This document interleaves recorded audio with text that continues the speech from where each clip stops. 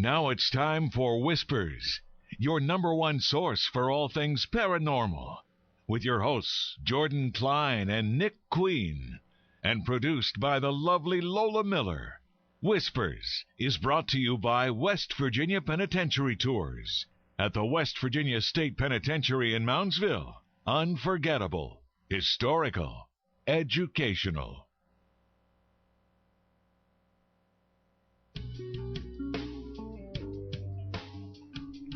Hello, everybody, and welcome to Whispers on AM 1600 WKKX, the Valley's Watchdog, and UPRN, the UFO Paranormal Radio Network. It is 6:08 p.m. here in downtown Wheeling. Give us a call, 304-214-1600 if you're out of the area, 1-866-514-1600. I'm Jordan Klein, here with Nick Queen, who's not paying attention. No, you were staring at me earlier, and I'm not looking at you anymore. And the lovely Lola Miller. We got a special guest today, Nikki's wife, Lisa. Hey, what's up? Give everybody a day off, and we come back Looney Tunes. I know, right? It still feels like a Monday to me. Oh, I know. That was Garfield. I hate Monday. Lisa has an announcement. Announcements. Oh, sorry. Her and Lola are in their own world today. We got to be careful, Jordan. We have a golf scramble coming up for Spiro Academy, September 19th at Robbins Ridge in Senecaville. 8 to 8:45 is sign-ups. 9 o'clock is the shotgun start, and we have a whole bunch of prizes. Hole-in-one prizes, $10,000. Woohoo! A set of Callaway Big Berthas and flat screen TV and much, much more prizes. The cost per person is $50. Four-man team is, of course, $200, and there are cash prizes for first and second place. If you're interested, you can call 304-243-0033 or 304-243-6688 or 740-738-0203. Also, if you would like to sponsor a hole, it's $50, and for $50 more, you could sponsor a hole, and we would also add your advertisement in the Scramble program and also in our Spiro yearbook. So come out and support a good cause, September 19th, Robbins Ridge. All right, all you golfers out there, get on it while the weather's still golfable. You notice how she did that better than I did last week? Yes. One more little thing. She never stuttered or anything. Shut up, Nick. I have it all written down. I was reading off the card. No, he had it written down, too. Oh, yeah. I'm sorry. Go ahead, Lisa. One more thing also, it's a 65-foot putt, $2,500 prize if you make that. So come on out and join us. So all you putt-putters, make you some money. Be practicing That's putts. all I can do. That's all I can do is putt-putt. No, I'm not touching that.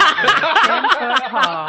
No. Oh, geez, we got a phone call? No, we have our guest. Oh, all right. Well, I'm doing my job. Well, you're on it. All right, though. All right, Nick, you want to introduce the guest? All right, we have Eric Haas with us. Why are we laughing? 10 minutes later. We have Eric Haas with us. He's the author of Apocalypse Near. He had a clinical death experience where he saw a vision of Earth's future, and it doesn't look pretty. Is that right, Eric? Oh, wait a minute. There we go. You there with us, Eric? Yes, I am, sir. Okay, and it didn't look good, right? Well, one side of it didn't look good. Okay. The other did, and that was the message, basically, in a sentence, is that, the future of biology activity on this planet is our choice, and it's, the choice of, what we consume. It's basically we're voting with our dollars for our future. Now, is this like a Al Gore type message? No, because I'm coming at it in a completely different way, because if logic worked on human beings, this would have been done 40 years ago. Well, we're not a logical race. Well, we don't respond to logic. We respond more to mythology, to stories, to entertainment, to, things like that. So I put my message into a book that basically creates a myth that people, I think, can respond to, because entertainment was born from mythology, which was first brought to human beings to teach them how to behave in civilizations, in the first cities. That's drama was from this. The the philosophers were trying to teach people how to behave together in groups. But now we've made that into a business of just entertaining ourselves, and we're literally entertaining ourselves to death. Now let's go back to the beginning. I kind of want to know how you got to this point. What were you doing before this? I don't want to say near death experience, because you said you were actually dead on the table. But what were you doing before this? I mean, was this something you were passionate about before, or? No, not so much. I've always been environmentally conscious, but never an activist or anything like that. Just I knew it. It made a difference. What I consumed, but I wasn't going around making websites about it like I am now and writing books about it. Mm-hmm. I was just thought I was doing the right things, but then while I was dead, I had a vision. While you were dead? Yeah. Now, was it like a bright light at the end of the tunnel type of vision? That's where it started, yes. My undergraduate training was I was studying to be a psychiatrist. I have a Bachelor of Science in Psychology, so I knew a lot about the brain. So while I was having my aneurysm, I knew what was happening to me. I was very conscious I was witnessing my body shut down, like witnessing my brain shut off. I knew I was dying. I actually told my girlfriend at the time not to bring me to the hospital, because I knew if I got there what they were going to do to me and what my chances were. Wow. And I went outside and laid down in her front lawn because I just wanted I was very much at peace, and I was leaving my body as my brain shut down, and I felt like I was going up into I was looking at the stars, and I just felt like I was getting absorbed by one. So I did have the going into the light experience. But she did not listen to me and drove me to the hospital. And as they were fixing me, I felt like I was getting pulled back into my body because they were putting me back together. Wow. They stopped the bleed, and I went brain dead for a little while. What exactly was happening? I mean, what caused this? It's actually a pre-existing condition they found out, something called an AVM aneurysm, which is basically it's classified as a birth defect. It's extremely rare, but it's a little cluster of blood vessels in your brain that don't have capillaries between them. So you could kind of call it fate. It was something that was there, and you could have one your whole life and never know that it's there. They only usually find these things in autopsies. Did your insurance cover it, being as it was a pre-existing condition? I was actually uninsured at the time. I was in switching jobs. Wow. So I let my insurance lapse, and because I was healthy my whole life, I'd never been to a doctor since I was an infant. I'm a raw food vegetarian. Yeah, I didn't need doctors. So how old were you at this time? This was just a few years ago. So I was in my early 30s, and you feel like you're on top of the world and invulnerable at that point. Still. Yeah. Yeah. And basically I was. Like I said, I hadn't seen a doctor since I was a little kid. I was paying $300 a month for health insurance. I was like, why am I doing this? Yeah, so I was looking around for a cheaper option, and in that time, boom. Well, at least it was covered by somebody. No, it wasn't. Oh, it wasn't? Still paying it off, I'm guessing, probably, too. Hey, yeah. $5 a month, that'll kick it. Yeah, I'm one of those people that's just, I'm doing what I can. Yeah. Well, now, reading through your stuff, you made movies before this. Yeah, I went to film school as well. I graduated from the University of Miami Film School. Nice. And I was writing, I've written a few feature screenplays and was, making short films and working in the industry, basically in the commercial industry was another way I was making a living.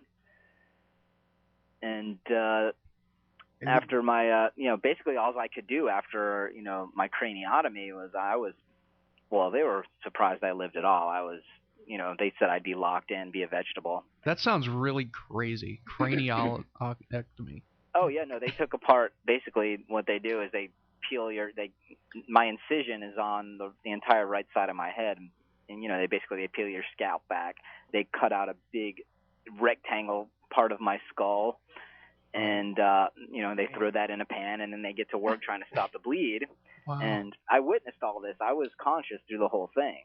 Okay, that's the worst part of this thing so far. I can't even...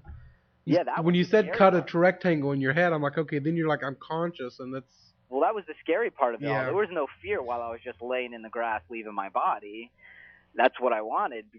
And then she drove me. I was right near a hospital, basically blocks away from a hospital. She drove me there. Women. Yeah, I was about to say women. Yeah, they don't listen to me. Hey. We got two women sitting here. We might be off the air soon. All right, now these visions. Now we got to what happened. Like, was this because you were saying that you could feel yourself leaving your body, you can feel yourself being sucked back in? I mean, when did these visions start happening? Like, what were they? I mean, was it like all of a sudden you were zapped into the year 2011 and?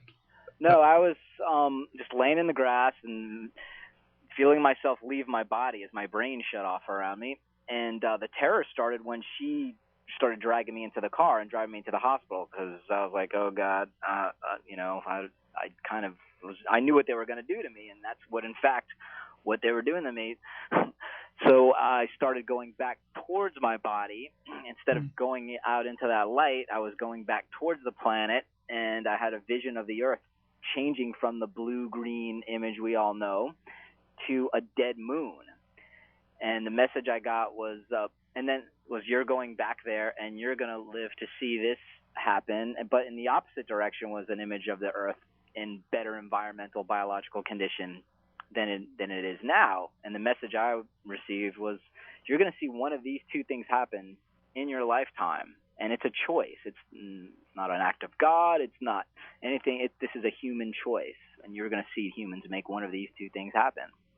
Did you tell the doctors about what you saw?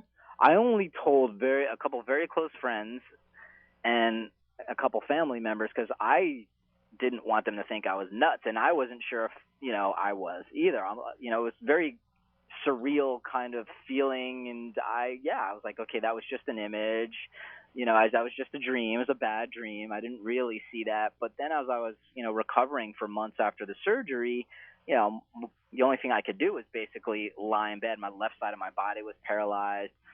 And watching the news over the months, and then, now into the couple of years since this happened, we've seen what's been, the environmental movement has, been gaining, now it's a giant trend. Everybody wants to be green because we have all these environmental scientists basically saying that, people don't understand that we're near a tipping point where the Earth is going to pass this point of no return, where we're going to see large systems begin to fail, and we're not going to be able to do anything about turning it around. I'm like, yeah, that's what I saw. Maybe I wasn't so crazy.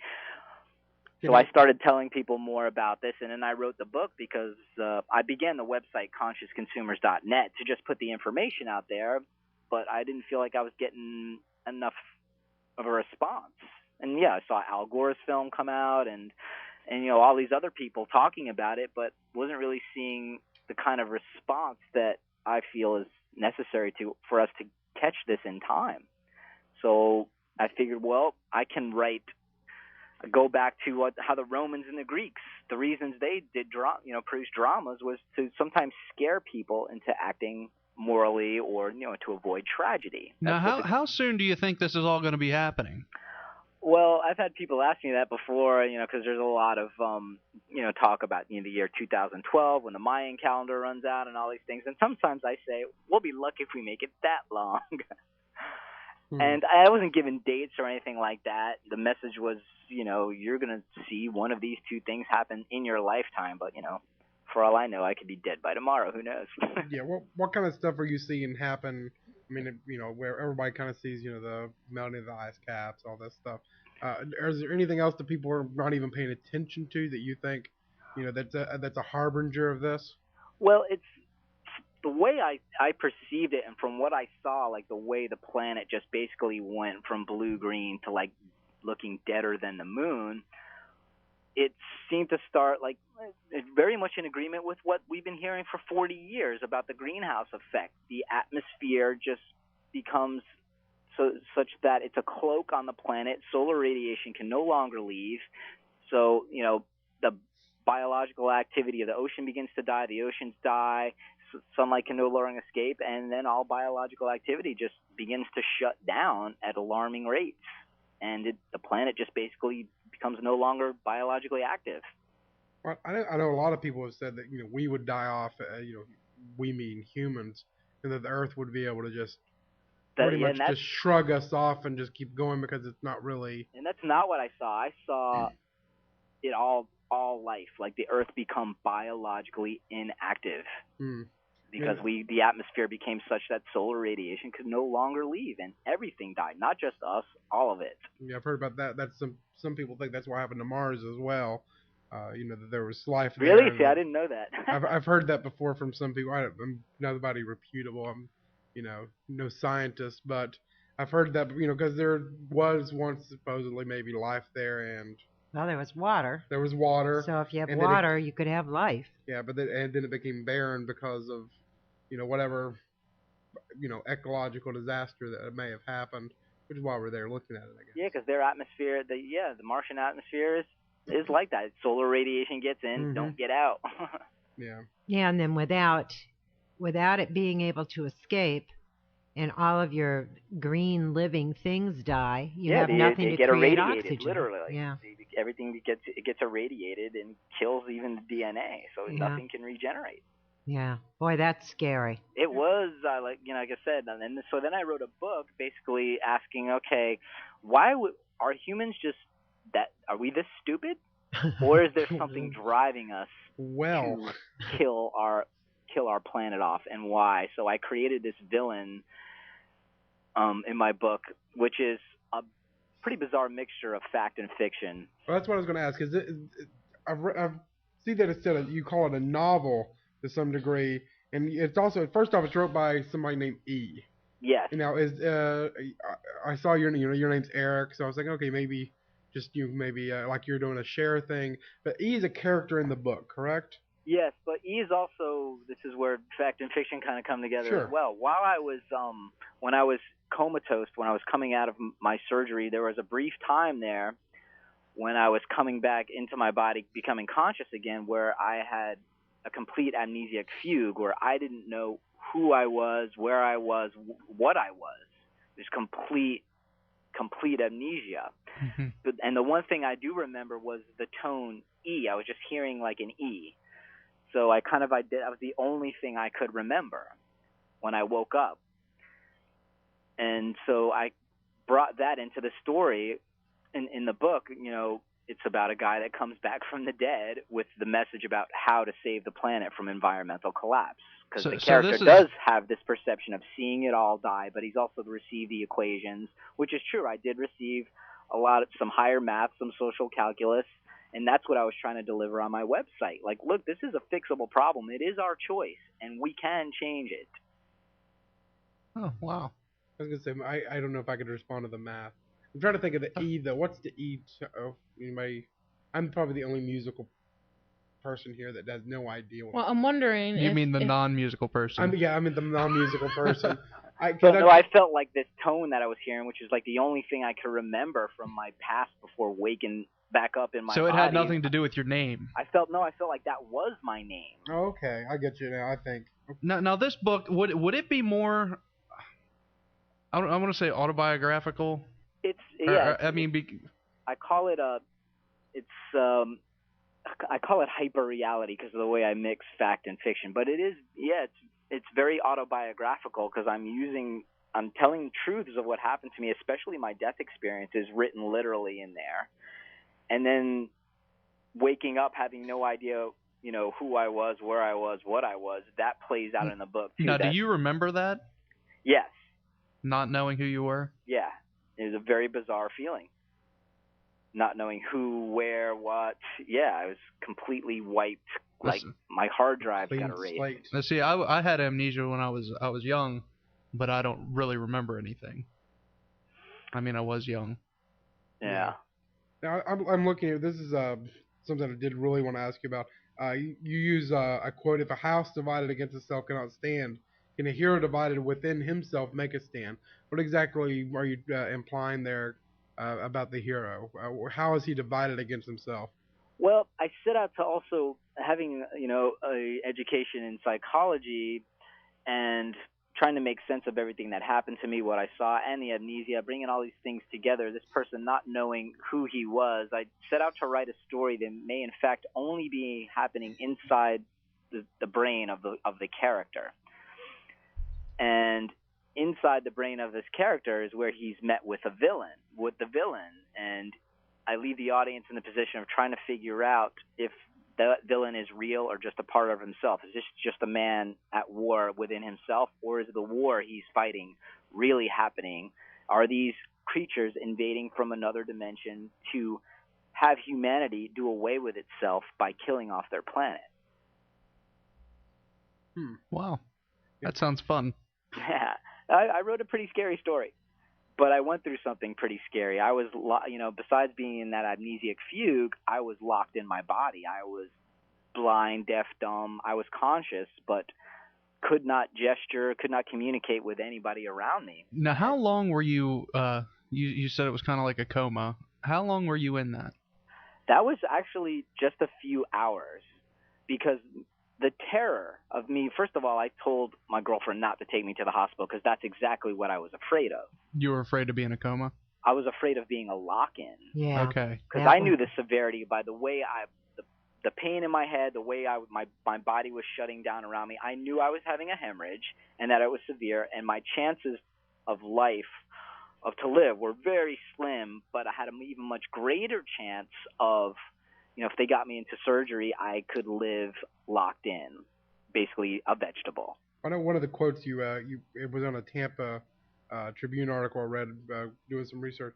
You called it like an ice cream headache, a million times worse, and it just didn't stop. Yeah, it was just for going on. those out there trying to figure out how severe this was, and that brought it home for me because I hate ice cream headaches. Yeah, and this was like going on until I passed out from it, which was while she was dragging me into the car. Wow. And that's why I knew. I'm like, I'm having a severe hemorrhage, and I'm out of here. And I was hoping for that. Well, yeah, because I think the scariest thing to me ever is to be locked in. Yeah, and that was the terror. I was like, great, here I am, exactly where. This is why I told her not to bring me to here. And now I am in the most terrifying situation I could ever be in that I can imagine, and I may be here forever. I was feeling the machines inflate and deflate my lungs, and I was being kept alive on full life support. It was only a few hours, but only because I knew my situation and that terror. I basically punched my way out of my coma.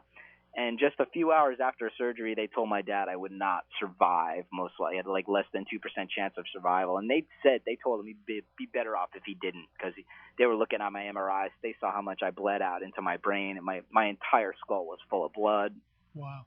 So they said, yeah, it'd be better off if he doesn't make it, actually. But I did, obviously.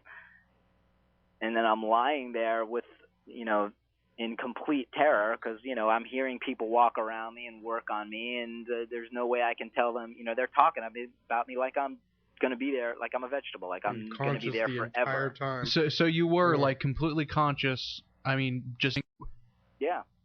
Was it like you had your eyes closed, or were you seeing while you were? It was like seeing. I call it seeing with my mind's eye, hearing with my mind's ear, because I still had this ability to, at times, like leave my body, and I wasn't hearing with my ears. It was just. You just knew. Yeah, no, it was like my mind's ear was hearing, because all my senses were off. And according to medical science, I was off. Wow. See, and that's the thing. They claim that, say you're in a coma, that people are down so far. I don't believe that. I think on some level, you still have a grasp of what's going on around you. Yeah, I was in what I call my light body. Yeah, it was, and that's the other big thing I have to report. That there is a life beyond death. The body is just the vehicle you're in while you're on this planet. Wow. Wow, we'll have to get into a little bit of that. That's some heavy stuff. Yeah. All right, we're going to have to take a break, Eric, but we will be right back. Okay. We're talking with Eric Haas. Is it Haas? Haas. Okay. Talking to Eric Haas about out-of-body or a near-death experience that he had that gave him a revelation to what our future is. And we're going to be right back. You're listening to Whispers Radio on AM 1600 WKKX, the Valley's Watchdog.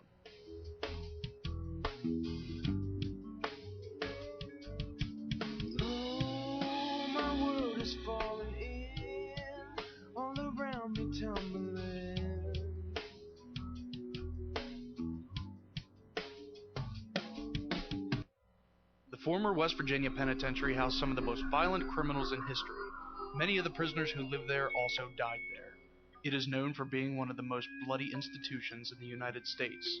Don't miss your chance to experience the former West Virginia Penitentiary. Your tour will consist of an astonishing 90 minutes that offers an awesome history, a touch of art, cold hard facts, and an education of the justice system. Tours start 11 a.m. Tuesday through Sunday. For more information, go to www.wvpentours.com or call them at 304-843-4146.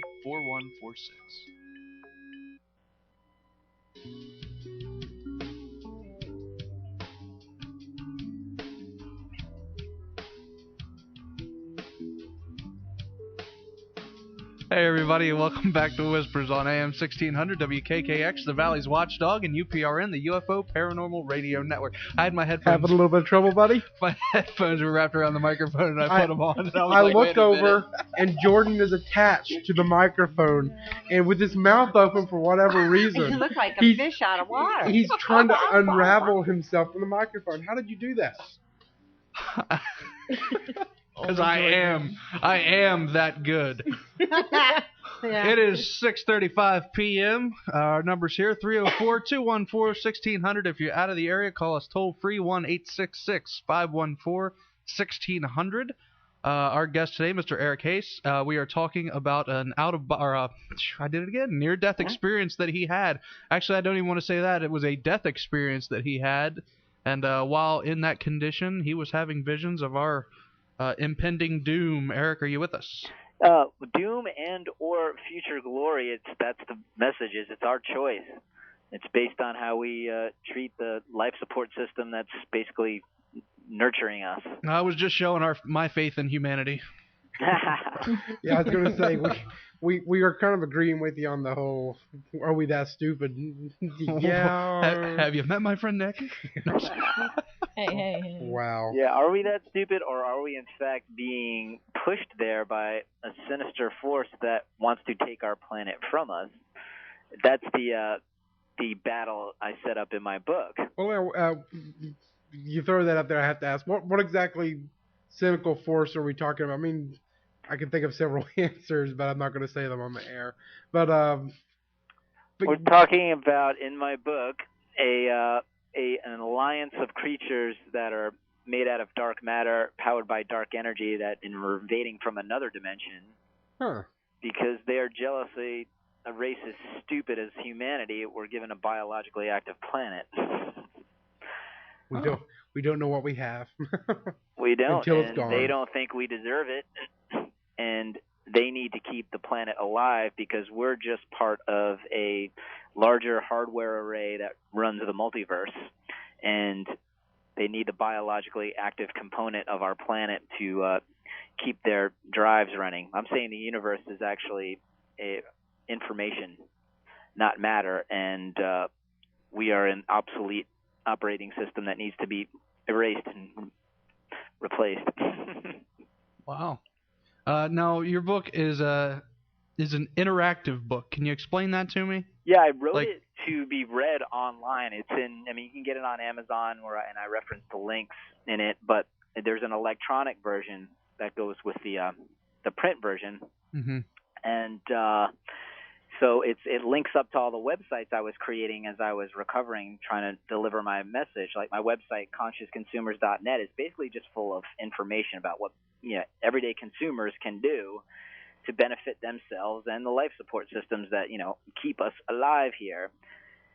And that links up with the fiction I wrote in the book, so it all kinds of work together. That's the E character really is a real entity that's bringing his battle forward, and once again it actually is me. I'm making all this stuff. Yeah. All right, we had a question on one of the chat rooms here. How long were you gone for? How long did this all last?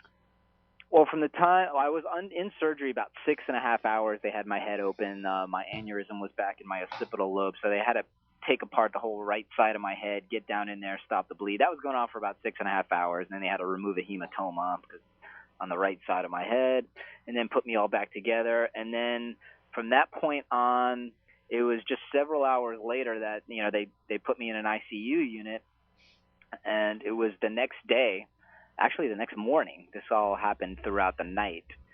So it's just a matter of several hours after they put me in the ICU that I'm, laying there on life support and hearing a new shift of nurses come in and talk about me, tell each other what happened and how I was probably going to be there indefinitely, that terror really set in, and I was able to break out of my coma. I actually pulled out my breathing tube, sat up in my bed, pulled out all the IVs, and told them, DNR, do not resuscitate me if I go out again. I know what's happened to me. And I shocked everyone. They had to strap me down because I was not ever expected to wake up again. Never mind wake up and talk and move. Yeah. Now, how long of a rehabilitation what did you even have to go through for that? It was several months of rehabilitation. I had to, learn to walk again. I had speech impediments. The entire left side of my body was paralyzed for a while. So I had to bring that all back. But it was record time, actually. I was supposed to be years and years of recovery. Now, was this something like, okay, you were given this vision of what was going to happen. Did you kind of put that on hold until, you were back to yourself again? Like, okay, I was shown this, I have to deal with it now. Or was this something that was on the back of your mind, while learning how to walk, while learning how to talk? Yes, definitely. The first thing I asked for after telling them DNR, do not put me back on life support. If I'm going to die, you let me go. My dad walked into the room not too much for longer after that, and my girlfriend walked in, and I said, get my laptop.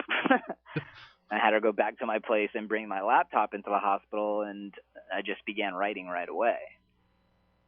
Wow. And I basically haven't stopped. And that's the other thing. This book and, like, a lot of the stuff on the websites, it was like automatic writing. I would just have the laptop on my chest, and I would wake up with things written.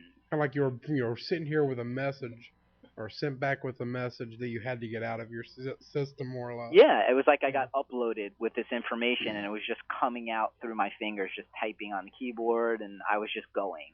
Now, you have this movie degree, and you ended up writing the book about it. Are you still planning on trying to make this into a movie? Well, yeah, the book is basically, I spent after I got home and wrote the screenplay, I spent the next year trying to make the film, and I got close. I almost had the financing lined up, and then America kind of crashed, so not too many people are investing in films right now. So I decided, well, I know I got a story here. I'll write it into a book. Don't feel bad. They're not investing in anything right now. Yeah, so the book is the film, basically, and I'm hoping that, if I get enough people reading it and get it popular enough, I still might have a shot at making the film. So actually, yeah, if you want to give some books away to your audience, like the first 25 50 or so people that go to my website and just send me an email, I'll give them a free electronic copy of the book. Okay, and what's the website address for that? It's www.consciousconsumers.net. Okay, and I'm going to now that is on our website. I have that linked up. Yeah, and there's on the left side of the homepage, you'll see contact C squared, which that's the big equation I got out of all of this was, one of them was E equals C squared. Environmentalism equals conscious consumption. Ooh. Because that is what it all comes down to. We know very much firsthand now that it's a consumer-driven economy. And if it's a consumer-driven economy, then it's also a consumer-driven death of the planet, because it's consumers buying manufactured goods that are working, there's no environmental accounting with most things that are created on this planet and sold to people. How are you living your life different now? Well, actually, I've always been somewhat environmentally conscious, but I that's the equation, and if everybody just kept that simple thing in their head every time they bought something and asked themselves, okay, do I really need this? How is it being made? What's the environmental cost with this widget? It's something everybody can just keep in their head. E equals C squared. And it is about everyone becoming enlightened to that, they are the problem that's driving this planet into its death throes. Eric, we got a phone call. All right. Who we got, Lo? This is Sir Tim. Sir Tim. I was wondering, while you were out of your body, did you meet any other spirits? It's like I was getting communicated like in my mind's ear, so I didn't actually have any visual experience, but yes, there was definitely communication going on some type of neurological level. Like I didn't actually hear words, but they were just automatically transferred into me. And that's a lot of the stuff that went up on my website, like these equations. So now you actually never really actually saw anything else. It was more like you felt a presence, perhaps. Like yeah, it's really hard to describe. Like feeling a presence, but more like just getting this upload of information. Because there wasn't really any voices, or I didn't see any other entities. Does that answer your question, Tim? Yeah. Hey, Tim, where are you calling from? I'm calling from the DFW in Texas. In Texas. Thank you very much for your call, sir. Yeah, because that's kind of what went into the websites and into the book was these uploads of information. And I just try to pass them on. Okay. Thanks, Tim. Okay, thank you. Thanks, Tim. You talk about this book being very interactive. Yes. How exactly is it interactive? Is there? There's links in the actual text.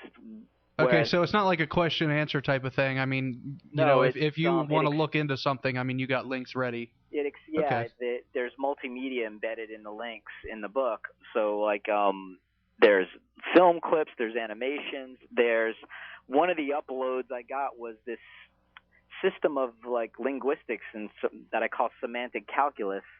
Basically, it's kind of a high-efficiency linguistic system. So there's a lot of neologisms in the book, like these words that were given to me that are trying to communicate these higher concepts in very brief, succinct terms. So all those definitions are expanded in the text by clicking on the words. Like any unfamiliar words, you're going to get linked to one of my websites where those words are defined and expanded upon. So the story actually, the book is hundreds of pages if you include all of the online media. Now, the words, are they like a new language, or are they words that we have in our language now? It's a fusion of words in our language now. Can you tell us some? Like the hero is waging peace fair rather than warfare, which got a fusion of the words peace and fair. Because one of his missions, besides saving the planet, it goes on from there, is a war on war. And that is one of the things, after waking up in the hospital, like one of the things that got uploaded into me as I was getting put back to planet Earth, and mind you, I did not want to go back there after seeing what happened to it. I wanted to stay out of my body. My body was a mangled mess on an operating table. I did not want back in there. But one of the things I got as I was going back towards Earth, towards my body, was this vision of the entire horror of humankind's past, warfare in general, and the ongoing slaughter between humans on the planet just kind of all got put into me at once, like that entire horror. So one of the things I did after waking up in the hospital was just turn to somebody and say, I declare war on war. And I just started thinking, has anybody in history ever done that? It seems so obvious. And so that's one of the things this character in the book, which is also myself, that's one of his missions. Do you think that perhaps the vision wasn't necessarily what we do to the planet as opposed to what we do to each other? Perhaps it's all the nuclear. Same thing. It's all the same thing. I'm saying that part of this mission of peace fair and reformance art is what a good term for what the book is, which is another semantic calculus term. We've all heard of performance art, which has basically been degraded to like sometimes just an artist wrapping themselves up in saran wrap and reciting some it's ridiculous. Yeah. The real purpose of art in history has been to enlighten people, to bring consciousness up a notch. So in the book, part of this waging of peace fair is, conducting these events to take consciousness up a notch, because that's what's missing. That is how we're going to get out of this mess, not only between destroying the planet, but this war on war has to extend to the entire biogeochemical realm. any harm you do to anything alive reflects right back on yourself. We might have actually been talking about this. You also mentioned making like a new type of entertainment. You call it ectotainment. Yeah, ecotainment. Well, yeah, ecological entertainment. Yeah. Now, what would that be? Like the book is the primary example of it, and the film would be the more primary multimedia example of it. Entertainment that delivers a message about ecology. Like The Happening? I'm not familiar. There's M. Night Shyamalan. It's an M. Night Shyamalan film about the pretty much plants. I'm trying to remember the environment just kills off people. Yeah, it's like it's almost reacting like a virus. The people are viruses. Then I got to see that film because, in a way, well, in my story, it's not the Earth killing us off. It is these other entities that are coming to take us out of here before we kill it. Now, with these other entities, are we talking like other dimensional like spirits, or are we talking UFO, alien? They're creatures that are made out of information. They're running a more robust and better operating system than we are. And they are made out of dark matter and dark energy, so we can't see them. We never know they're coming. We never know they're amongst us. But they're interdimensional entities. They're not human. They're not alien either because they're not actually alive. They are information. You know, you say that they're the, and I think I've heard you say before that they're the enemy, but in some degree, fashion, are they also, kind of the heroes to some degree because they are trying to save the Earth? Well, they see themselves as heroes because they're basically removing us before our damage extends into other parts of the multiverse. How do you see them? I mean, do you see them as like the enemy of in the book, or do you see them more as? That's one of the things I explore in myself and in the book. That's why I say if a hero divided against himself, I mean, in some way, they look like they're trying to. I don't know if they're trying to wipe out humans themselves, or which I guess they would have to be since they're trying to stop us from what we're doing. Yeah, they need to stop us, and they figured out a way to do that. That I won't give away because it's. You can tell us. No, it's part of the drama of the book. We won't tell anybody. And one of the things that I wrote that literally scared the hell out of me, where I was like, I shouldn't even write that. That's too frightening. But because they want to eternally do away with our data, because we woke them up, they were happily operating in their region of the multiverse. And I call it the multiverse because I think it's not a universe. That's one of the things I brought back, was with all these other dimensions. It's not a universe; it's a multiverse. Now, do you think this vision was like from God, like a revelation of what could happen, and yes, that's one of the things. I have a philosophy minor, so I wasn't expecting when I died to be confronted with the fact that yes, that's one of the things that I perceived while I was leaving. One of the reasons I didn't want to come back was as I was going up into that light, there was definitely a real direct realization that, whoa, wait, there is a God. And it was a very fatherly presence, and it like the universe itself was running from a point of peace and stillness and absolute perfection and light. And it was absolute peace, absolute stillness. And for me, being a person that was educated in philosophy and always looking for answers, from all these other religions and philosophies that were atheistic sometimes, that was the last thing I expected. Yeah, was God. He's got to teach you somehow. To know. Yeah, and so yes, I feel like this was a revelation from not a higher consciousness, but beginning at the highest consciousness. And that's what we're all supposed to be striving for with our human life, is always moving towards that higher consciousness. And when we stagnate, when we fail to do that, that's when we get into the trouble. Because we're just in the same place every great empire of history has been in. Very true. Yeah, it all falls apart. Once you get to a certain level of creature comforts, you think you're unbeatable, and then your enemies just rise up against you and start picking you off from every other front. All right, we got another question, please. I just the reason I said that it was God is because you said that it felt like an upload, and I was thinking of it like from God's spirit to your spirit. Yeah. And that that was the only way in my mind that I could actually explain it, and being able to see the things that He sees. Yes, and so much data too that it's almost like that's why I didn't hear it. It was just put into me. It would have taken forever in an amount of earthly time to get this information, and also I'm just not that bright. Me writing this book, writing all this stuff on this website, I can't take credit for it. It just kind of got put in me, and I just let it come out. Was there a lot of stuff that got put in the back burner that that you were working on before this happened that you probably haven't even picked up again? Or well, that's the thing is I've got all this stuff still in there. Like this first book is part 1 of 3 that are already written in terms of the story, the plot, like where this ends at the end of book 3 it's finished. And if this, I get this book to take off, I got the next 2 done, and I actually started a 4th. It's like I could write forever. I'll never keep it going. Why not?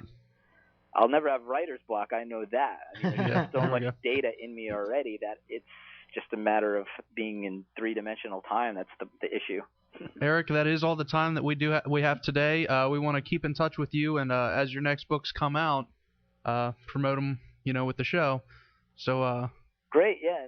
Like I said, people can go to my website, and I'll give away a free electronic copy. All right, and that is consciousconsumers.net. That's it, and there's a contact C2 link on the left side of the page. And you are C2? Yeah, all the emails go directly to me. Okay, contact C2, email Eric, say, hey, give me my free copy. Yeah. And I have that linked up on our website if you want to. It'll go directly to where they can contact you and get that information and stuff. Eric, thank you very much. Thanks, Eric. Thank you, guys. Thanks. Have a good night. All right, good night. That's really interesting. Like, I was really expecting more of an Al Gore message, and I can't believe somebody in the world hasn't seen that happening or didn't know what it was. It wasn't really that good. I'm sorry. I was not a big fan of the happening. It's hard to beat Sixth Sense. In fact, it's hard to beat The Village. I'm sorry. What are you talking about? Have you never seen The Happening? Have you ever seen Sixth Sense? Who are you people? Where am I? I'm having my own little out-of-body experience. M. Night Shyamalan. I don't know how to pronounce his last name. She has no idea who you're talking about. The Stand, The Village. Well, I've seen all those, but I thought we were talking about Al Gore's movie. And then he switches over to the Happening a little. Who watches Al Gore's movies? Oh, the guy from Futurama who has him on there all the time. Well, that's because his daughter's a writer. So Lola, how's everything been? We're just leaving Jordan alone. Jordan can't get into Pal Talk. They've actually been talking about you on Pal Talk and your experiences, and they're like, "Well, he could run his daughter." He's like, "No, he has a Mac."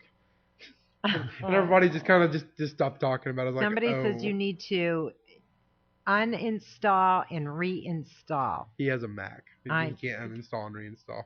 Yeah, you can. Not that. Yeah. I don't know why you bought it. I was with you, Lola, though. I could not. It would. The most disturbing part of the whole thing was the fear of being there, and that's it. You're locked in. You're done. I mean, there's nothing else you can do from there. That would be the. You couldn't even tell anybody to pull the plug. Do it. Yeah. When I was in a car wreck, I mean, I don't even remember leaving school that day, and I wasn't on any funny drugs or drinking or anything like that. But I don't remember that day pretty much at all. And I was unconscious for a couple days or whatever. I remember being in the x-ray room, and I could hear everybody talking, but I couldn't say anything and couldn't open my eyes. And it was pretty scary. It's freaky. That's crazy stuff. Oh my gosh, that would, because that's my biggest fear, is that something will happen and I'll just be trapped. If you're trapped, we'll help you. We'll bring this tape in. I'll pull the plug for you, Lola. She'll trip over the plug. Thank you. I would pull the plug for you. Thank you. I would do that for you. We'll talk too. spirit to spirit. Okay? Speaking of legalisms, it's time for CNN News. We'll be right back after the break. You're listening to Whispers Radio on AM 1600 WKKX and UPRN, the UFO Paranormal Radio Network.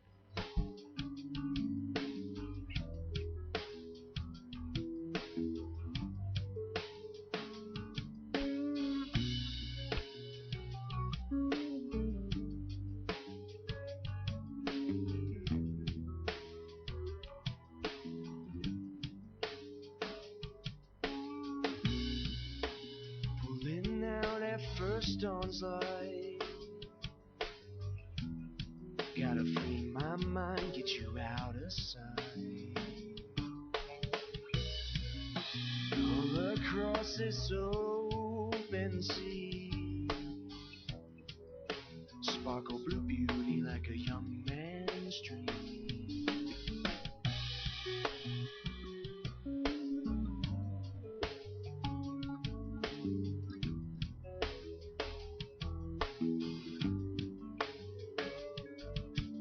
Oh, my world is falling in, all around me tell me. The former West Virginia Penitentiary housed some of the most violent criminals in history. Many of the prisoners who lived there also died there. It is known for being one of the most bloody institutions in the United States. Don't miss your chance to experience the former West Virginia Penitentiary. Your tour will consist of an astonishing 90 minutes that offers an awesome history, a touch of art, cold hard facts, and an education of the justice system. Tours start 11 a.m. Tuesday through Sunday. For more information, go to www.wvpentours.com or call them at 304-843-4146.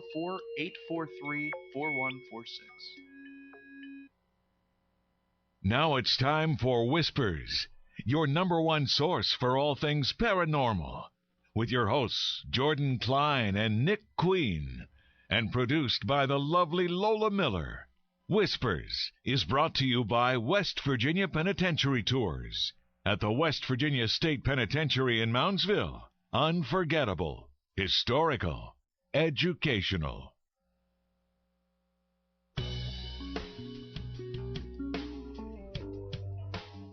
Hello, everybody, and welcome to Hour 2 of Whispers, where we will be feeding you truth milk through our mind nipples.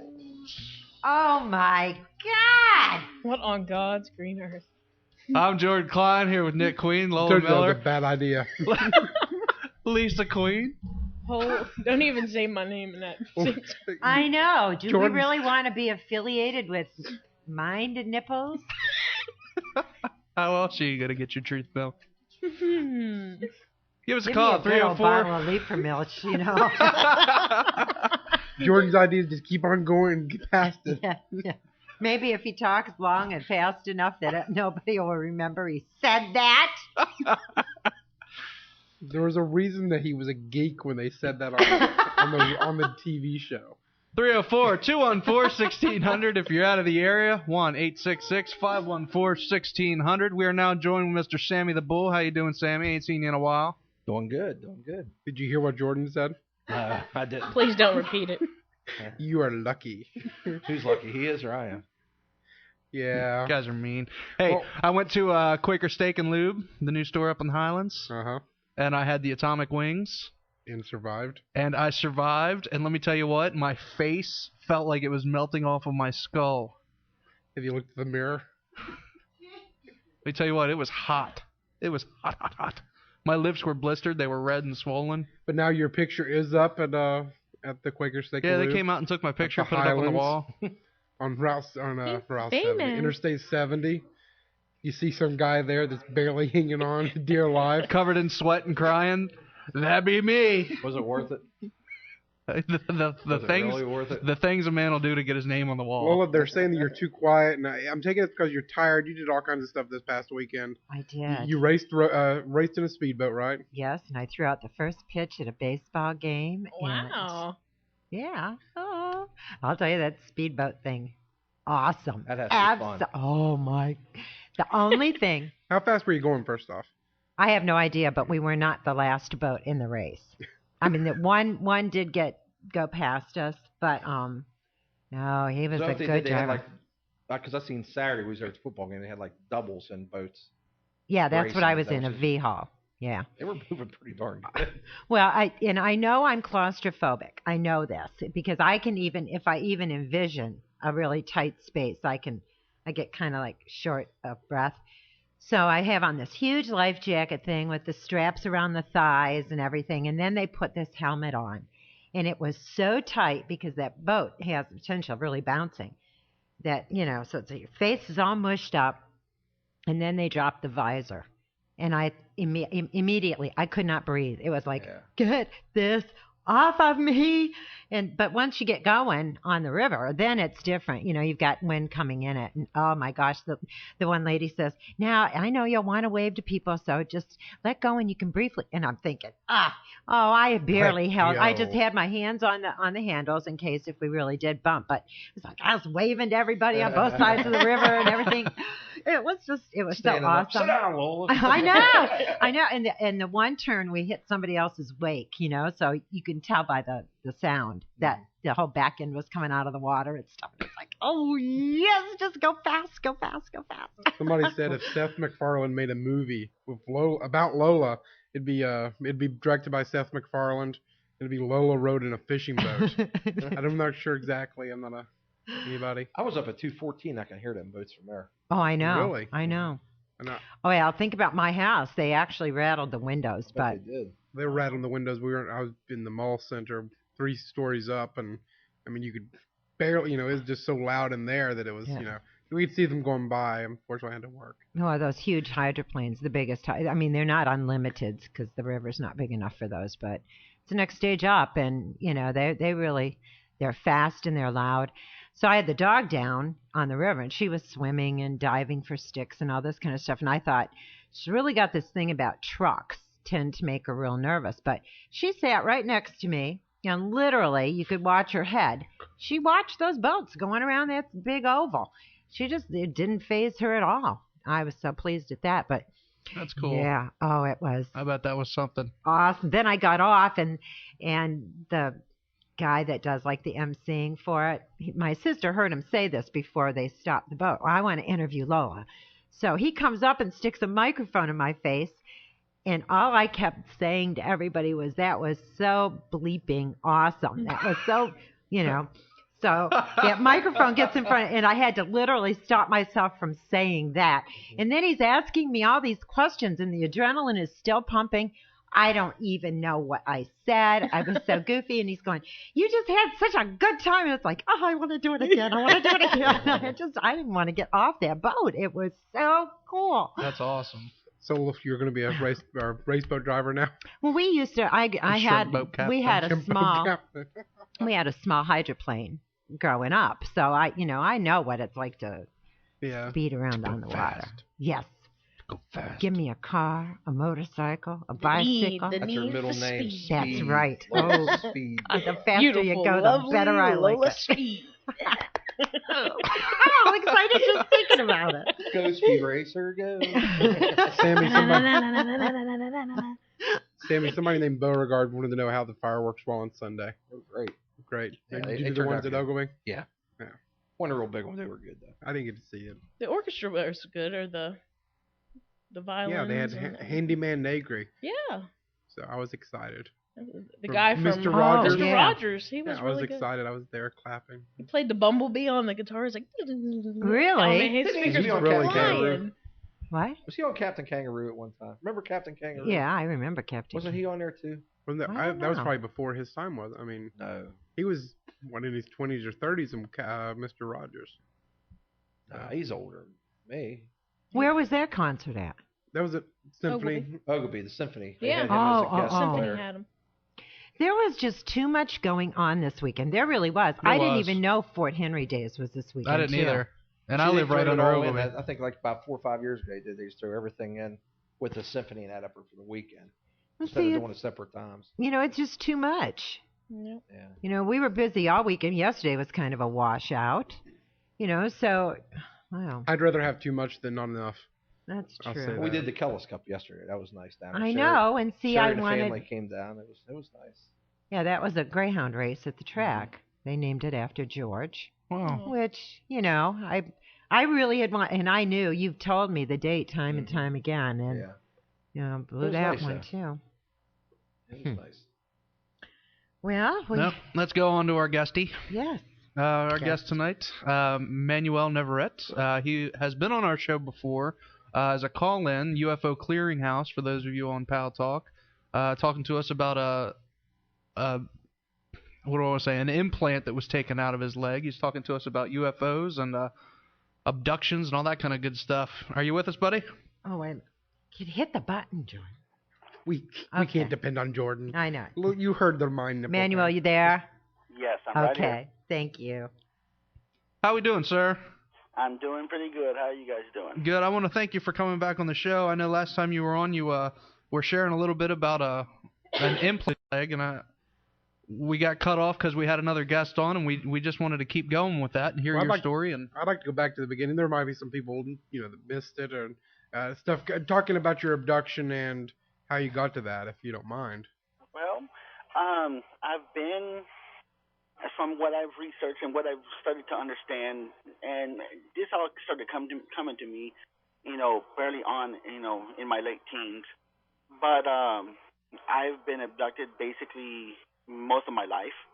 I know my mom has stated that she was abducted, so it's one of those generational, kind of abductions. Now I'm seeing it now with my son, who keeps saying that the little men come talk to him and they play games. And now, as a father, how do you feel about that? it's at first very unnerving, very, very unnerving, because of the fact that I knew what was happening, but I had to try to keep a positive spin on it, because this is a 5-year-old child. I don't need him, completely wigging out on me. So I'm very, very, cautious. It doesn't really help when you try to stay up, to protect him, because they're going to come get him whether they want you or not, whether they want to or not. I just try to make him realize that, this is something special. This is something that, Daddy's gone through, and I try to more or less tell him that, there's no need for you to be afraid. There's no need for you to be, don't try to, they're not going to hurt you. Nothing's going to happen to you. And he just states, I try to get him to describe to me what happened. And he just states that they come, they play games, and, they make his little cars float. And he thinks it's so cool. And he gives me positive vibes, even though I know in the back of my mind that, it's, it's going to be scary as when he gets older, much like it was mine. Mine basically, I just remember the first time, like we talked before, being able to look up, and I was about his age, looking up in the sky and seeing a huge object, bright lights ring with really beautiful, brilliant blue light. Yeah. It was honestly one of the most beautiful things I've ever seen. But what scared me was this thing was immense. Easily 2-3 times the size of my grandmother's house, if not more. And my grandmother lived in one of those older houses that was just huge. I remember seeing the trees moving like there was a lot of wind. Yeah. And I remember not being able to move. Not being able to, move other than just my head. And just trying to think in my head that, I'm scared. And I don't remember anything else about it. I remember waking up in the morning and thinking that, it was just a strange dream.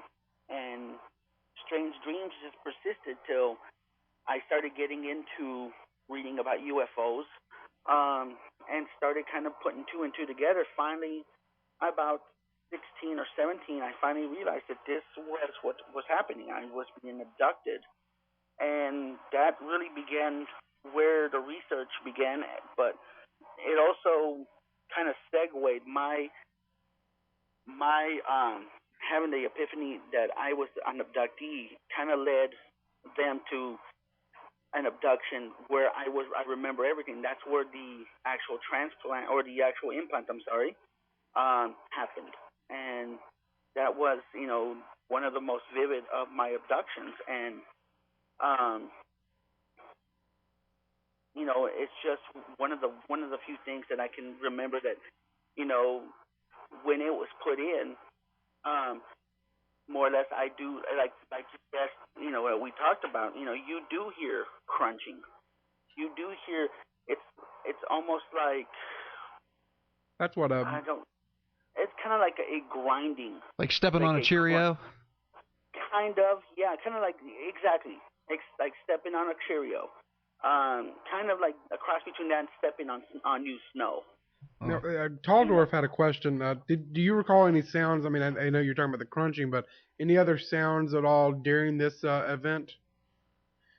The only time that I ever remember being, fully conscious for an abduction, the only thing I heard was myself screaming. And that was only because the pain, when the abduction, progressed into the examination, and my trying to get away from everything, and trying to do what I could to try to get away from the creatures, and then them beginning the abduction or the examination. Now, can you give us kind of a description of these creatures? I mean, what exactly typical grays or? The one I remember, the one that stands out, which is the one with the implant. It started out with me waking up, the entire house being lit up, but it was kind of strange because, I mean, I was used to, we lived on the corner, so I was used to having, car lights go in and stuff like this. It actually sounded like it actually looked like someone had planted a spotlight right outside my window. But there was, I didn't see shadows on the walls or nothing. It was just brilliantly lit up. And I remember seeing, 3 or 4 of these smaller, typical grays, around my bed. And just hearing in my head, the only thing that kept going through my head over and over and over was, remain calm. Nothing is going to happen to you. Just remain calm. And I'm thinking, in the back of my head is, how can I remain calm? I'm looking at 4 little, creatures here. And I just had this overwhelming sense of, like, calming. So I get taken, they make me get out of bed. And I think it's the one thing that really stands out was the way I was egressed from the house. Was, it was through the window. But the strange thing was, it was almost like if we passed through the window. It wasn't like they opened the screen and opened the glass and opened the screen. It's like 1 second I'm standing in front of the window. Next thing I know, I'm completely outside. Now, did you float through it, or was it like a blink? Yeah, like through like a blink of an eye. It was almost like the blink of an eye. Wow. And the reason I know that we were outside was mostly because, I had no shoes on. I had no socks on. And, how late at night you feel if you've ever been outside and stepped on, like, late night grass, you feel the dew. Yeah. The dampness on your feet. And so, that's how I knew I was outside.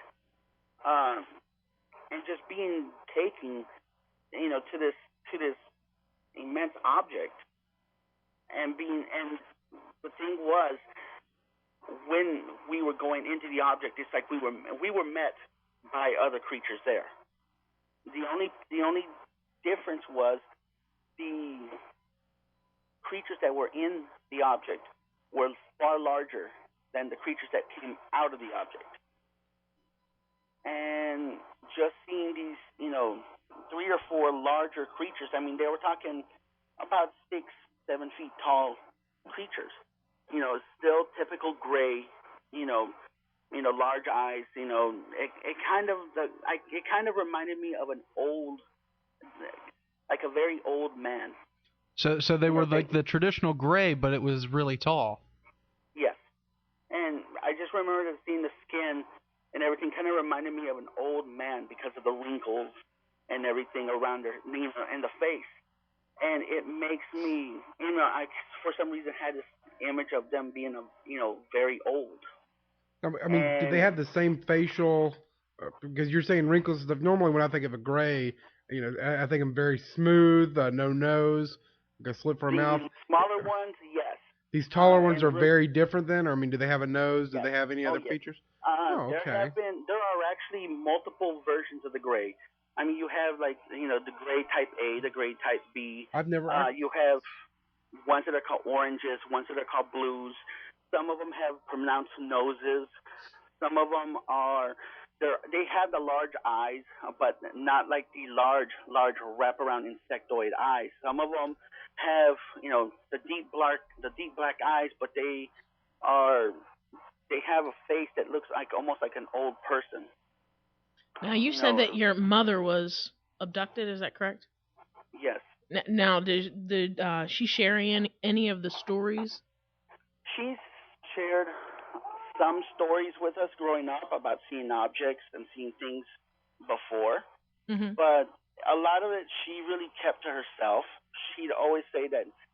She'd always tell us straight out, this is, I believe it very heavily in this. I believe that this is,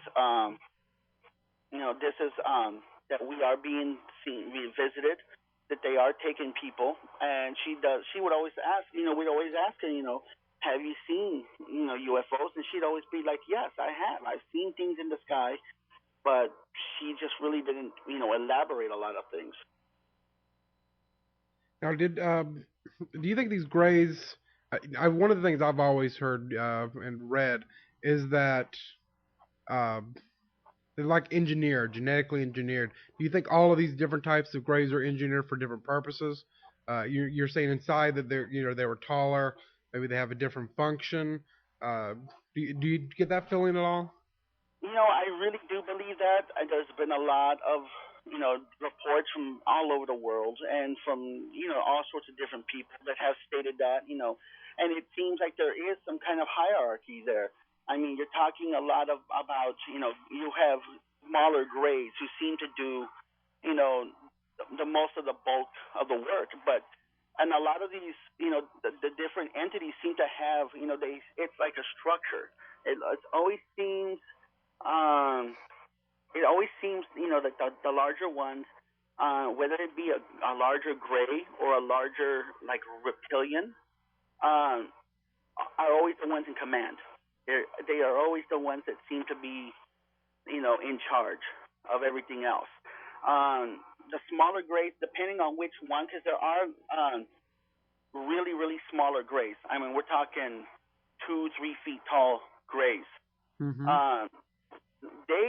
Those are the ones that actually I like listening to a lot of those stories. I've heard people talk about them, and the reason is because people who've seen them, when they come into a house, they say it's almost like looking like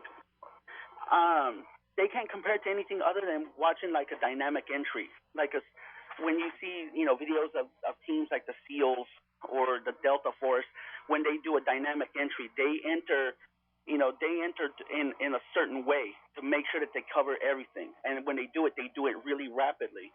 And a lot of people have talked about, these smaller ones moving almost in a military fashion. But it always seems like the smaller ones, whether it's a gray, there's also reports of the smaller, like dwarf-like creatures. Whitney Stryber was the one who really brought those a lot to the forefront. These smaller, like dwarf-like creatures, they always seem to be the ones who always do the work. They always seem to be the ones who do who are going to be put into the realm of danger, because they're going to go after they're the ones who actually have to go fetch the human. They're like the worker bees. Kind of like the worker bees. And the larger ones, there have been a couple of reports here and there. I know that Betty and Barney Hill, when they were abducted, stated that the ones that were in charge were the larger ones, and they are you rarely will ever see them outside the ship. They're always the ones who seem to be the ones in charge, the ones who seem to be in charge of like the genetic, engineering, or they're the ones who are genetically, who are the doctors. They do the examination. And it seems like there is a hierarchy, whether it's genetically bred like that, kind of like a hive mentality, whether they're bred and born into that role, and that's all that they're going to be for the rest of their lives, or if they're trained to be that way, but it always seems to be that way. Maybe the little ones are just like babies, and they make them work until they get older. And when they get older, they're really big. Boy, do we got it mixed up here then. Yeah, and it always seems to be. I mean, it could be that. It could be one theory easily.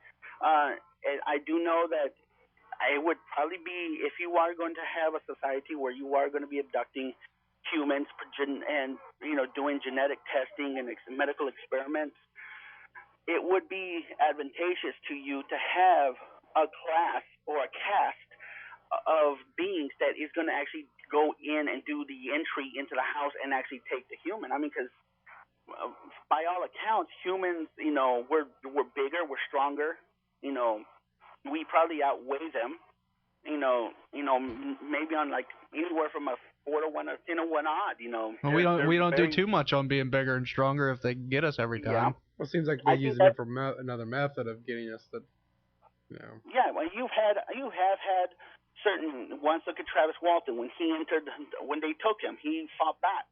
I want him on the show really bad. He picked up a weapon. He picked up an object and tried to swing it at them. They retreated.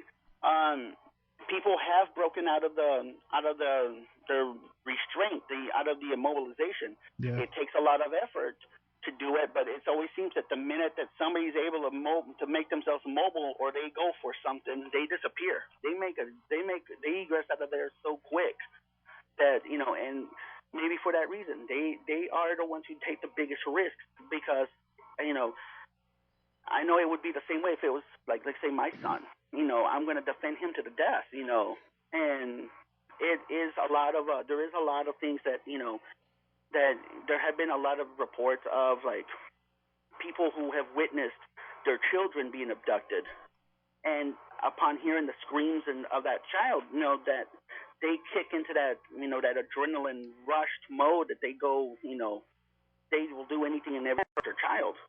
So I would think, yeah, it is going to be advantageous that you would construct a, you know, a caste or a group of entities that is their sole purpose is only to do the work, you know, so you can focus on, you know, the research or the medical examination.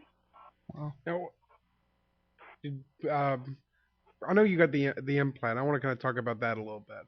Okay. I think we're going to do that one after we come back from break. Yeah, we got to take a break really quick, and we're going to get back to the implant, what happened, what it felt like, and a little bit more on that. You're listening to Whispers Radio on AM 1600 WKKX and UPRN, the UFO Paranormal Radio Network. We'll be right back.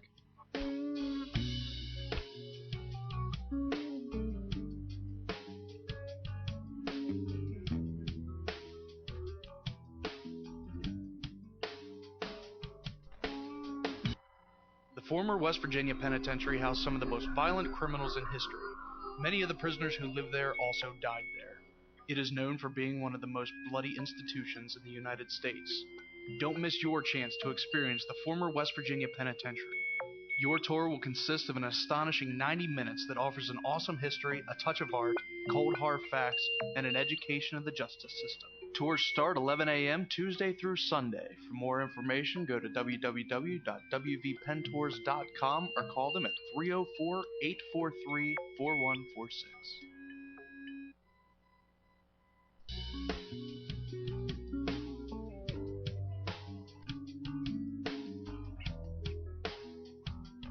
Hello, everybody, and welcome back to Whispers Radio on AM 1600 WKKX, the Valley's Watchdog, and UPRN, the UFO Paranormal Radio Network. We were getting some phone calls during the break wanting to know what our website was, so it is www.whispersradio.com. Sorry, I just wanted to throw that in there. Hi, Barb, You know. just by the way. Thanks for saying hi to me. Nice to meet you, too. Well, and there we go. All right, our guest tonight, Mr. Mark. What is my problem? Round two. Manuel Neverett. And we were talking about abductions and his abduction experiences, and we were just getting into the implants. Are you with us, buddy? Yep, still here. Sorry about that, Manuel. It's hard to find good help these days. Yes, sir. He picked me up off the street somewhere. Like, you want to make $1? Okay. So, all right, we'll go into the implants. First off, I know Taldorf asked who took out the implant. Who's the doctor or? It was a family doctor. Okay. And it was just basically because he thought it was like a metal slither. Like maybe I had, smacked up against something, and gotten this, this thing put into my, gotten this thing, slithered into my leg like a splinter. So, it was just, it's one of those things where, a routine exam, just one of those routine exams, and they're going through everything. Much like a lot of people, they get these exams and they find this anomalous object in their bodies. This is what basically happened, and he just, he told me what it was. He told my parents. He showed us, on the X-ray, and then he went ahead and took a local and just took it out, and it looked like a little piece of metal. Nothing major, nothing. Now, do you still have this, or? No, I was maybe like 18 when this happened. Okay. But I remember him, saying that, this isn't, it was. He said it was for something like this. It felt really light, like almost like if he could throw it up in the air, this thing would float. Wow. It felt really light, so he wanted to, get that checked. I mean, he wanted to make sure that it wasn't something else. So, I mean, this is one of those little family doctors who's, he's basically delivered everybody in the town. We got a question. Caller asks, he wants to know how, or he or she wants to know how you can allow your child to be abducted. Basically, you have no choice. I mean, whether you are going to, if you happen to be there, you're going to be immobilized. You're going to be, they're going to immobilize you. 99% of the time, you're going to sleep right through it. You're not going to know if they're coming for you, unless the only time you're really going to know is if they take you both at the same time. Yeah. Which with me, fortunately for me, has not happened. Where both of us have been taken, but I have just, him waking up and saying, that they were here to play. Most of the times you're going to knock out. You're going to be knocked out. You're not going to be, you're going to be taken out of the equation. And you'll see that a lot with a lot of the abductees, that they'll try to wake their spouse, or that there's a lot of commotion, yet the spouse just stayed completely asleep. And it's the only reason is because they are not. They're just going to make sure. They're going to make sure that you're not going to be a threat to them. I mean, obviously, a parent is going to defend his child. A spouse is going to defend his or her spouse. In the event that this is happening, so they want to really try to take that that factor out. Instead of having to deal with a human who's now in defense mode. Yeah. Has there ever been any reports of? Because you run UFO Clearinghouse, which first, can you give us kind of a summary of what the site does? What you do there? The website address is www.ufoclearinghouse.webs.com. We're basically like I said, a clearinghouse for a lot of information. I did make the site so that I could try to concentrate as much information into one spot to make research a lot easier. It's kind of hard sometimes when you've got people who handle different parts of the country, or people who handle like international, like Australia, New Zealand, Europe. It's kind of hard when you're trying to bounce around all over the internet trying to find this information. So I thought, why not try to do this, with feeds and posting blogs. And I've also wanted to try to set up a place where someone could go to get the latest UFO sightings. I mean, we're talking the last up to the minute sightings, where they're updated anytime, more than just once a month or so. I want to read about what's happening now, where the newest spots are developing, what's the latest happening. I was tired of reading about reports of, this or that happening. They were a month ago. They were 6 weeks ago, 8 weeks ago. Well, like I'm looking on the website right now. I'm actually from North Carolina, near Salter Path, so that's already an interesting. And that's one of the ones on the latest news. This happened in August. Well, which isn't that far back, so that's already gets my interest right there. And do you have any connections that any of these what patterns do you see in these incidents? You're seeing a lot of things happening that are just completely out there. One I was going to bring up, since you guys are in West Virginia, there was a very prominent incident that happened just a few weeks ago on the 27th of August in Parkersburg, where 3 objects were seen, making these 90-degree turns back and forth, and then they at high speed. Then they ended up just shooting from one end of the horizon to the other in a matter of a second or two, and then just straight away. Where was this at? Parkersburg, West Virginia. That's not far from here, so that's only 3 hours? The Parkersburg is actually a kind of a hot spot. That area down through the river. That's where all the Mothman stuff happened. Well, that's Oh yeah. Well, and Parkersburg. And you got a lot of these places. There are places right now that are developing into hotspots. Kansas City, Missouri, is one where you're seeing a lot of UFO sightings. Dallas, Texas, the Dallas-Fort Worth area is becoming a hot spot. Places around like Charleston, North Carolina, are becoming as another hot spot. Indiana, of course, is always going to be a hot spot. Tampa, Florida, and even now into the Los Angeles to San Diego area is becoming a very big hot spot. And by hot spot, we're talking like multiple sightings occurring over, spontaneously over and over. Another one that's been a hot spot for a good while is like the Phoenix, Arizona area. Yeah. And just seeing a lot of,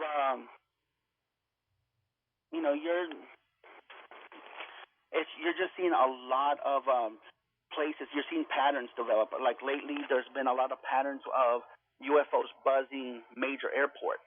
I live not too far from O'Hare Airport here in Chicago. Yeah. And I can tell you that place has always been a hot spot for UFOs.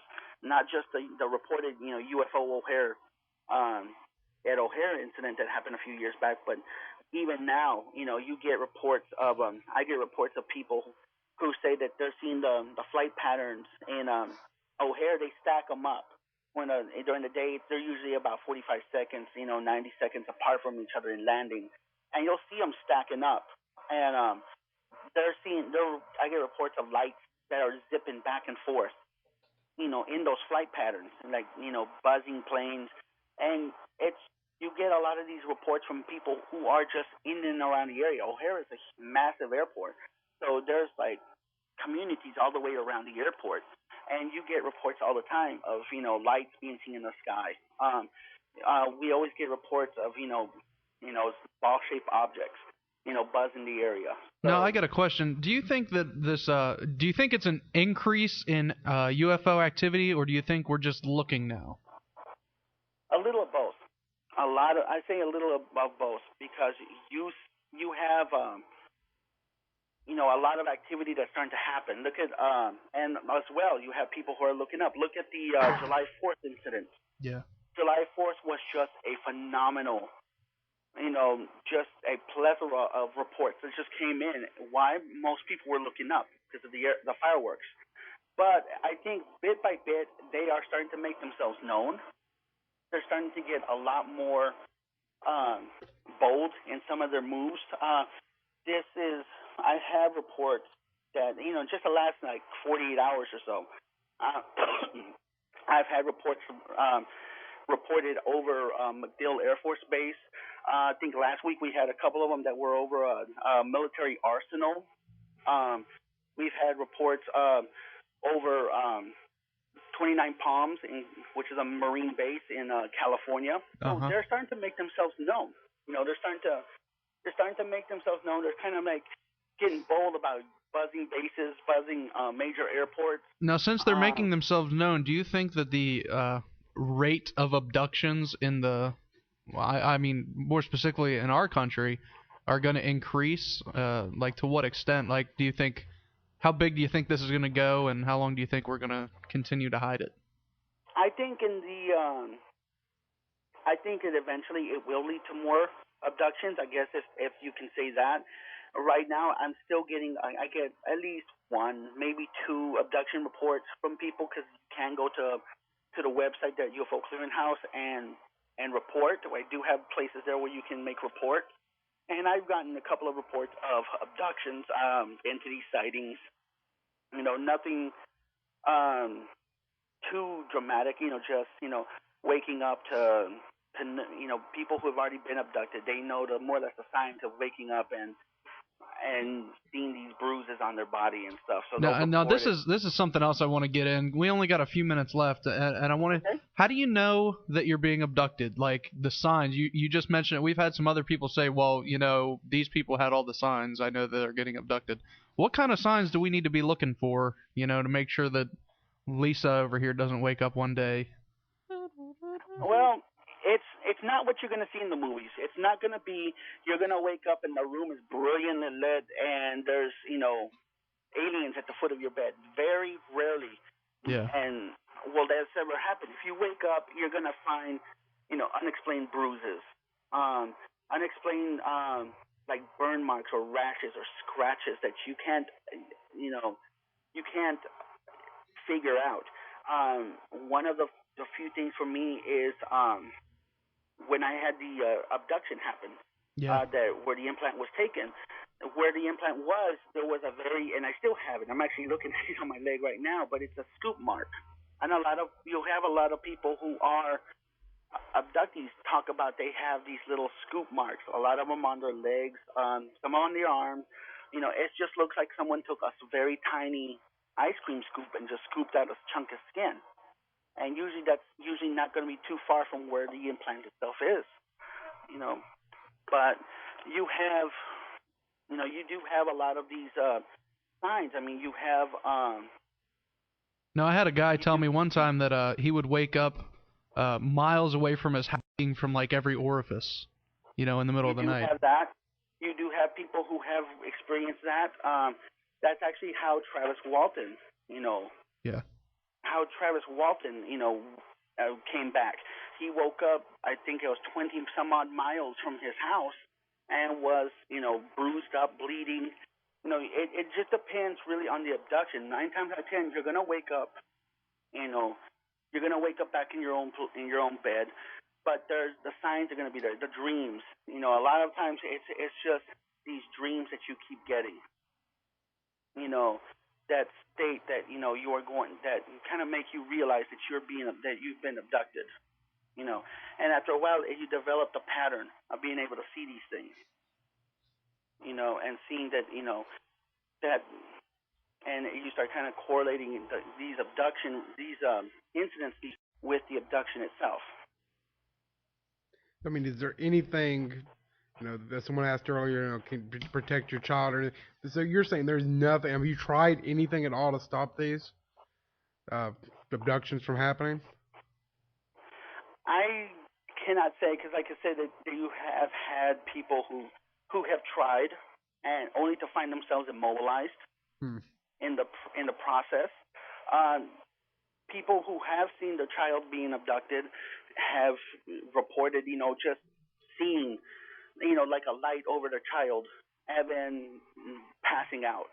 A lot of the times, like I said, it is going to be, they are going to take you out of the equation. They're going to move you, they're going to take you to a point where you're not going to be a factor in this, so that they can just get the operation done, quickly get the intended target, and egress out as fast as possible. So yeah, basically, no, I've heard of a few cases where a person has overcome the immobilization. Yeah. But those are few and far between. And usually what happens is if you're able to break out of this immobilization per se, you are usually, they usually disappear within seconds. People who have gotten up and reached over to turn the lights on, only to have the lights turn on, there's nothing in the room. Now, now, do these experiences kind of rule your life? Like, do you kind of, I mean, being abducted, is it something you always talk about? Is there something, do you always feel paranoid that you're going to get abducted again? Or Sometimes sometimes you get that paranoid feeling, like you feel like something's looking at you, like something is observing you. But no, it doesn't rule your life. It's not like you see in the movies. A lot of these movies really exaggerate it, that they can't go outside. They become paranoid. Many abductees lead basically very normal lives, except that they know that the fact that, that you can sense them coming. Sometimes you get these weird sensations, like you'll hear them talking to you, or you'll hear the thoughts in your head, and you know that time is near. A lot of people also report having these strange sensations. They'll be sitting there watching TV, and they'll hear this really high pitched ringing in their ears. And a lot of people have equated that to them listening. They always seem to know what you're doing or what you're watching. So if they see something on TV that they find interesting, they seem to tune in right away to kind of get what it is that you're watching, and then as fast as it starts, it ends. But most abductees do talk about how they can sense when an abduction is coming. Yeah, I've heard that. You don't let it. It doesn't really bother you unless it's unless you're just barely finding out. I know when I first found out, it was kind of like scary. But after a while, you kind of get used to it. It's annoying. Mm-hmm. People have actually gotten to the point where they actually look forward to the abductions, to being abducted or being That's alien. crazy talk. It's almost like a Helsinki kind of thing, I guess. Yeah, kind of. I've heard a lot of people say that it's almost like the Stockholm syndrome, but it's something that you don't let it rule your life. Yeah. I lead a perfectly normal life. I have a beautiful wife and a wonderful child, and I don't let this. This is just another aspect of my life. This is just something that I have to deal with, and I will try to educate others and try to talk about it and try to research it, but I'm not going to let it, I'm not going to sit there and live in fear with, a shotgun in one hand and a baseball bat under the bed or something. So. All right, we are out of time, Manuel. I want to thank you very much for joining us tonight. Oh, you're welcome. Thank you UFO Clearinghouse is the website. Uh-huh. And UFO Clearinghouse. Go ahead, I'm sorry. Webs.com. It's www.ufoclearinghouse.webs.com. Okay. And I thank you guys for having me. Thank you very much for sharing your stories with us. And no problem. We'll keep in contact. I'm interested to hear more and hear more stories that you get. If you got a UFO story, contact Manuel. Thank you very much, sir. Thank you very much. You guys keep going. The great job you guys are doing with the show. Thank you. Thank you. Bye. Bye-bye. It's just some crazy stuff. I don't mean like crazy like, wow, he's crazy. I mean like crazy like, wow. Yeah. That's heavy, man. I just wonder, since it was something that was like his mom had it and then now his son had, and he has it and his son, I'm wondering, if their life, some aspect in their life or stories that they told helped play a part in what they're feeling. Or what they think they're experiencing. Mine, I don't know how I'd act. Like, I don't have any kids, but I can imagine like knowing that my child was going through this, and the only memory I have is painful and me screaming. Yeah, I know. You know what I mean? And I know that my child is being put to that too, and I think that's just hard for me to grasp. That would just be like a hard thing as a parent. Anybody? Well, yeah. I mean, of course. I'm not a parent yet, but I have nephews and nieces, and I'd put up a good fight for them. And even the worst part is that you try to stop, and there's nothing you can do. That's. But I know, talking to Joe Montaldo, he has said, and a lot of these other guests that we've had, this is all a generational, that they're supposedly testing for each of these generations, and I guess keeping a record of it to some degree. But to what end? That's what I don't understand at all. That's a hard question to ask about an alien abducting people. To what end? But well, I'm sorry. That was the worst. Oh my God. I'm so sorry, Lise. I'm so sorry. No, but I know what you mean, though. Why are they doing this? And who knows? We can't. Their agenda would be totally different from ours if assuming you. It's how could we understand it? I guess.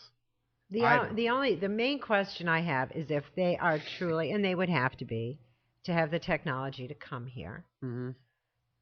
Why would they even care? I mean, they have this technology. We're so dumb, I mean, the first thing that's what their big fear is with the governments, is that people are going to panic. We're going to, all the movies and everything, it's like, okay, shoot them up, shoot them down. Mm-hmm. And, if they truly are as technologically advanced as it would seem, then why do they even bother? I mean, if they need something here, then just come and take it. It makes it scarier that, even Joe Montaldo had said that they can track you no matter what. They don't need an implant. That people are starting to think that they're mill labs, which are military labs, that are the ones that are actually doing these implants into people. That they're not. So they can track them when they're. That they're tracking us. Yeah. The military here. Yeah. Is tracking us. Yeah. They're putting them in us for whatever reason. So. Well, that's something different. That's something a little bit different, Yeah. And then you start wondering, well, why are they doing this generational thing? And then you start getting into a little bit of more of a, So, all right. Who we got next week, Nick? Next week we have Patrick Burns from True TV's Haunting Evidence, co-author of The Other Side, same book we talked to Marley Gibson about last week. Yeah, and we got some and we have giveaways for that too. Yeah, right? we have some giveaways for that, and then we have Tara Ciampa and Joe Job from Visions Magazine. From Visions Magazine. And real quick, Lisa, you got very Yeah, quick. I just wanted, if you weren't here at the beginning of the show or you needed the numbers again for the Spiro Academy Golf Scramble, it's 243-0033, 243-6688 are the two numbers, the 304 numbers, and 740-738-0203, and that's for Spiro Academy Golf Scramble, September 19th at Robbins Ridge. Come and join us. All right, everybody, that's all the time we got this week. Catch us next week. Until then, don't be afraid, only believe.